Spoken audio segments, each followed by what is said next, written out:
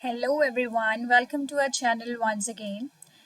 आज मैं लेके आई हूँ आपके लिए video for class 10th that is from chapter 15th probability.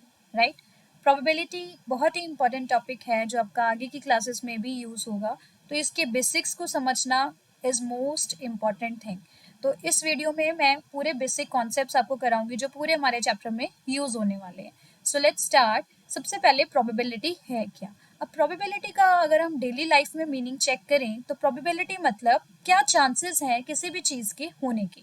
और मैथमेटिक्स में भी हम प्रोबेबिलिटी को ऐसे ही यूज़ करते हैं ये देखने के लिए कि प्रोबेबिलिटी क्या है किसी चीज़ की होने की या ना होने की। राइट, तो branch of mathematics that measures the uncertainty of the occurrence of any event. कोई भी इवेंट अगर हो रही है, इवेंट होना मतलब जैसे हमने टॉसिंग ऑफ अ कॉइन किया या रोलिंग ऑफ अ डाई किया या फिर कार्ड्स पैक ऑफ कार्ड्स में से हमने एक कार्ड को लिया या फिर हमारे पास नंबर ऑफ बॉल्स हैं उसमें से हमने एक कलर की बॉल पर्टिकुलर कलर की बॉल को निकालना है।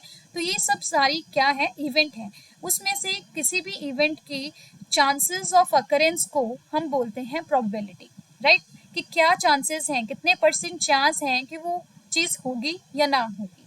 अगर हम देखें, अगर मैंने कॉइन को टॉस किया और कॉइन को टॉस करने के बाद मेरे पास मुझे पता है या तो हेड आएगा या टेल आएगा और इवेंट मैंने डिफाइन कर दी कि मेरे पास क्या चांसेस हैं कि हेड आए, तो मतलब चांसेस निकालने हैं तो मतलब मुझे प्रोबेबिलिटी निकालनी है कि हेड आने की क्या प्रोबेबिलिटी होगी मैंने जब एक कॉइन को टॉस किया।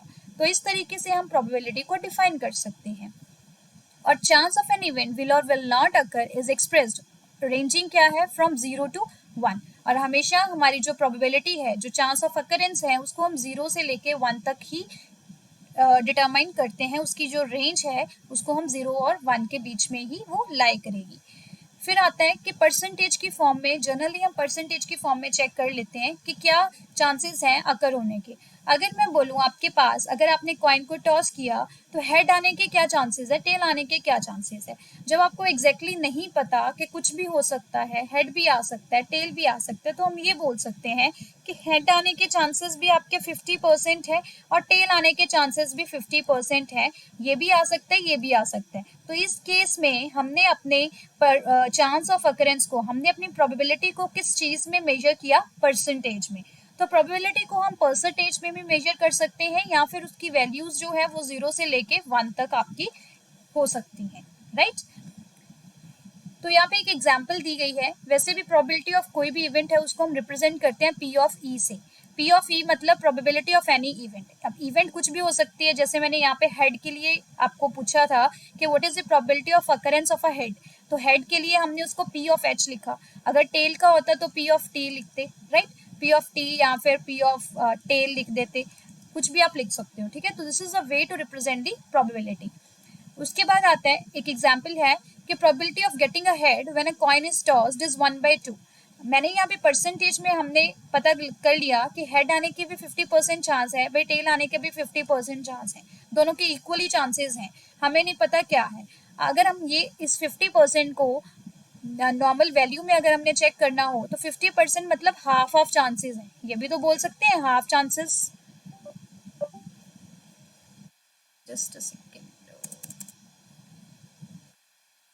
तो हम ये बोल सकते हैं कि 50% चांसेस मतलब हाफ चांसेस हेड आने के हैं, हाफ चांसेस आपके टेल आने के हैं। तो हाफ मीन्स 1/2, तो न्यूमेरिकली तो हम उसको 1/2 लिख सकते हैं। तो when you toss a coin तो हेड आने के चांसेस भी 1/2 हैं, टेल आने के चांसेस भी 1/2 हैं। तो टोटल प्रोबेबिलिटी क्या होगी उस केस में, total probability will be half plus half, दोनों इवेंट्स को प्लस करके जो आपका आंसर आएगा that will be your total probability. Half chances थे मेरे हेड आने के, हाफ चांसेस थे मेरे टेल आने के, तो टोटल प्रोबेबिलिटी होगी आपकी 1। राइट, तो किसी भी अगर इवेंट की अगर आप बात कर रहे हो तो उस केस में, उस पूरे केस में, उस पूरे एक्सपेरिमेंट में जो आपकी टोटल प्रोबेबिलिटी होगी दैट मस्ट बी 1। तो हमेशा टोटल प्रोबेबिलिटी आपकी 1 होगी, उससे ज़्यादा नहीं हो सकती। राइट, फिर आते हैं इवेंट और आउटकम। अब इवेंट और आउटकम में क्या डिफरेंस है। आउटकम होता है जो भी रिजल्ट आपके एक्सपेरिमेंट में आए। सपोज मैंने यहाँ पे बोला कि टॉसिंग, हमने एक कॉइन को टॉस किया तो मेरे पास आउटकम्स क्या आएंगे, आउटकम मतलब क्या क्या चीजें आ सकती हैं, क्या रिजल्ट आ सकते हैं, हेड आ सकता है या फिर टेल आ सकता है, यही मेरे पास दो आउटकम्स हो गए। अगर मैं बोलूँ मैंने डाई को रोल किया, तो डाई को रोल करने के लिए मेरे पास 1 भी आ सकता है, 2 भी आ सकता है, 3 4 5 6, तो ये सब सारी वैल्यूज जो हैं these are the outcomes, right. इनको हम सारे रिजल्ट को हम क्या बोलेंगे, आउटकम्स। अब इवेंट क्या होती है, event is a set of outcomes. For example when we roll dice the probability of getting a number less than 5, जब एक, अब पूरी एक्सपेरिमेंट में एक पर्टिकुलर चीज को उन्होंने बोल दिया कि इस चीज की प्रोबेबिलिटी निकालो, ठीक है, तो सेट ऑफ आउटकम, इसमें से ही हमने एक सेट ले लिया कि प्रोबेबिलिटी ऑफ अकरेंस ऑफ 6 आने की क्या प्रोबेबिलिटी है, या probability of occurrence of an even number आने की क्या प्रोबेबिलिटी है, तो हैविंग 6 या हैविंग इवन नंबर, ये क्या है आपका इवेंट, राइट। आउटकम हो गए सारे रिजल्ट, सारे रिजल्ट जो हो गए ये सारे आपके आउटकम्स हो गए। उन रिजल्ट्स में से अगर आप एक सेट कंसिडर करते हो, एक चीज आप कंसिडर कर रहे हो जिसकी हमने प्रोबेबिलिटी निकालनी है, तो उस केस को हम बोलेंगे, उसको बोलेंगे हम इवेंट, राइट। तो event can have a single outcome, event की वैल्यू एक भी हो सकती है, सिंगल आउटकम की बात कर रहे हैं हम, having 6, having even number, having 5, having 4, having 2 और प्राइम नंबर ग्रेटर देन 2, ये सब चीजें क्या है, ये आपकी सिंगल आउटकम ही है, ठीक है।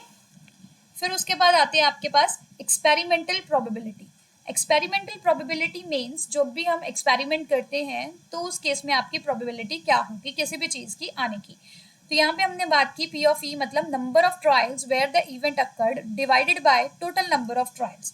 तो इस केस में अगर हमने एक्सपेरिमेंटल प्रोबेबिलिटी, किसी एक्सपेरिमेंट को, ये एक्सपेरिमेंट कंडक्ट किया हमने, सपोज मेरे पास दो बॉक्सेस हैं, ठीक है, दोनों में आपके पास कुछ नंबर ऑफ रेड बॉल्स, आपको बोल दिया बॉक्स 1 में है, कुछ नंबर ऑफ रेड बॉल्स आपकी हैं बॉक्स 2 में और ब्लू बॉल्स हैं, ऐसे करके आपने पूरा एक्सपेरिमेंट कंडक्ट किया और उसमें से आप एक बॉल को निकाल रहे हो। तो दिस काइंड ऑफ एक्सपेरिमेंट जो है, इस केस में जब आप निकालते हो प्रोबेबिलिटी तो उसको हम बोलते हैं एक्सपेरिमेंटल प्रोबेबिलिटी, राइट।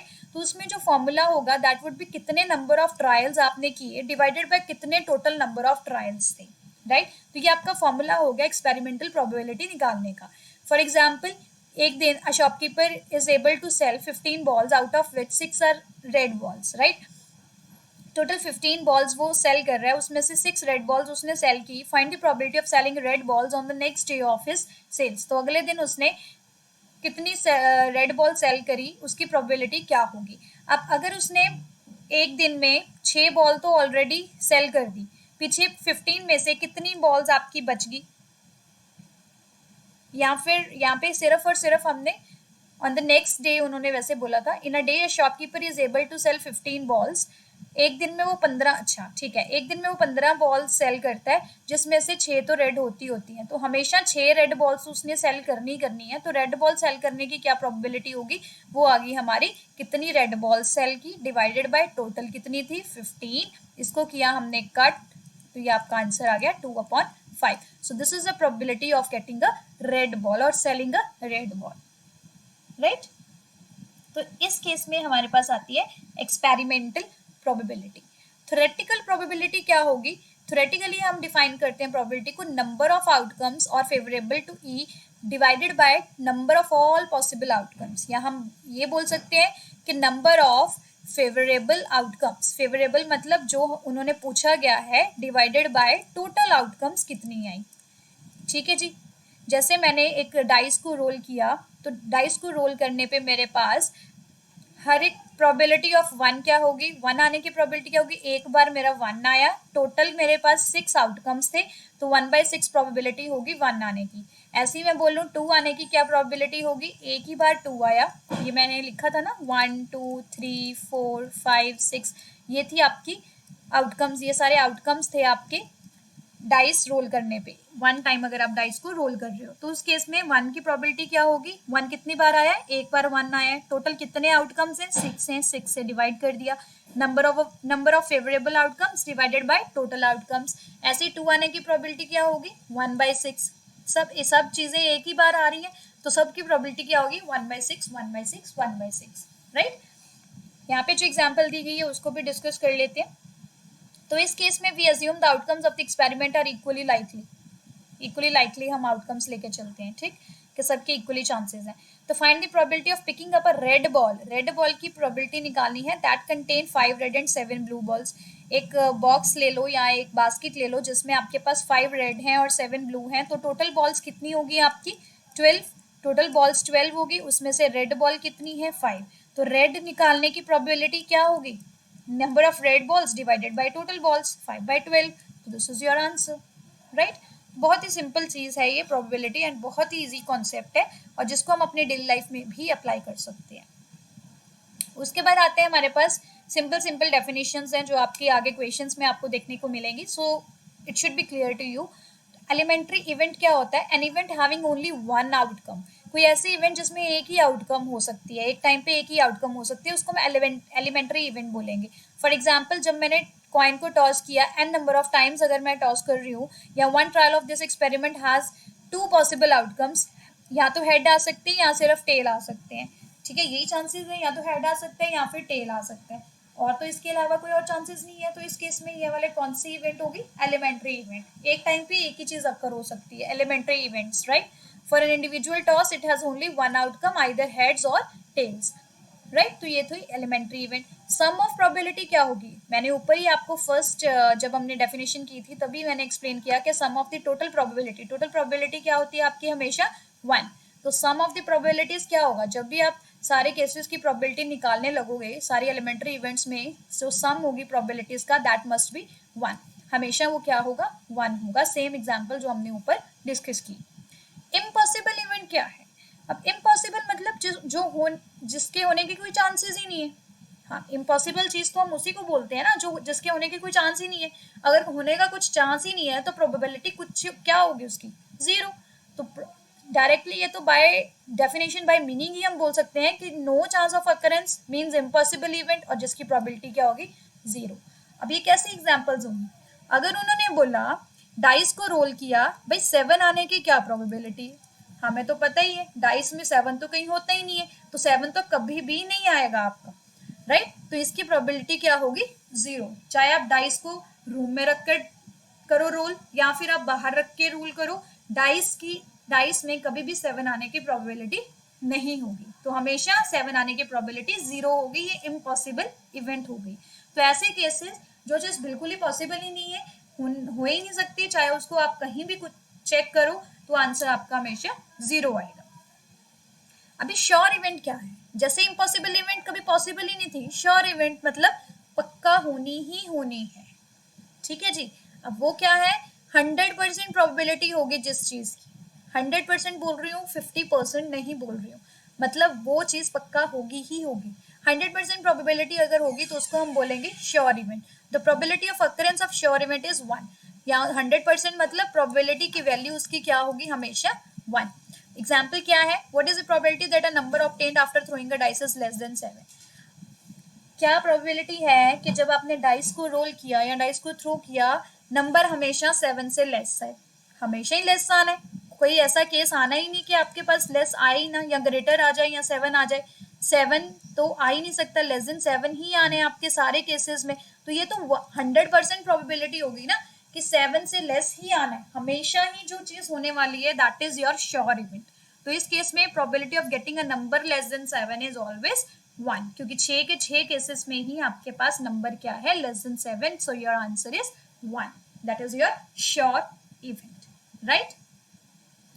उसके बाद आते हैं रेंज ऑफ प्रोबेबिलिटी। अभी हमने डिस्कस किया कि रेंज क्या है, 0 से लेके 1 तक होती है रेंज, या फिर ये बोल सकते हैं कि किसी भी प्रोबेबिलिटी की, किसी भी इवेंट की प्रोबेबिलिटी जो है that should be greater than और equal to 0 and less than और इक्वल टू 1।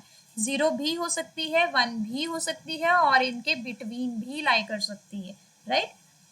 फिर आते हैं कॉम्प्लीमेंट्री इवेंट्स। कॉम्प्लीमेंट्री इवेंट मतलब two outcomes of an event that are the only two possible outcomes.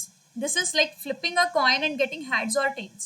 Complementary event हम क्या बोल सकते हैं, एक चीज एक इवेंट अकर होने की, और कॉम्प्लीमेंट मतलब ना होने की, उसको हम ई बार से डिनोट करते हैं। अगर मैं बोलूं कि प्रोबेबिलिटी ऑफ गेटिंग हेड या फिर getting no head, probability of getting head तो मेरी ई इवेंट होगी, उसके ना होने की प्रोबेबिलिटी को मैं ई बार से डिनोट करूंगी, कोई चीज ना होने की नॉट ई को हम क्या बोलते हैं, कॉम्प्लीमेंट्री इवेंट। तो probability of any event plus its complement event will give you 1। तो हमेशा इनका सम जो होता है दैट इज इक्वल्स टू 1। तो इसका मतलब ये है कि अगर हमारे पास प्रोबेबिलिटी ऑफ ई गिवन है और प्रोबेबिलिटी ऑफ नॉट ई अगर आपने निकालना है तो उसके लिए हम प्रोबेबिलिटी ऑफ इवेंट निकालेंगे, 1 में से उसको माइनस कर देंगे, हमारे पास प्रोबेबिलिटी ऑफ नॉट ई आ जाएगा। या फिर अगर आपके पास नॉट ई है आप उसको 1 में से माइनस करके प्रोबेबिलिटी ऑफ इवेंट निकाल सकते हो। So this is the way to find out not E और यहाँ फिर कॉम्प्लीमेंट्री इवेंट। तो यहाँ पे ई और ई बार जो है उनको कॉम्प्लीमेंट्री इवेंट बोला जाता है, यहाँ फिर नॉट ई बोला जाता है ई बार को। कहीं कुछ जगह पे आपको ई बार मिलेगा, कुछ जगह पे ई डैश लिखा होगा, तो दोनों का मतलब यही है कि नॉट ई या फिर the complement of any event. तो ये थे हमारे सारे बेसिक्स प्रोबेबिलिटी के रिलेटेड। इसके आगे की वीडियोस में हम करेंगे हमारे questions that are based on your NCERT. I hope you like my video. If you like, please share it more and more with your friends. Thanks for watching.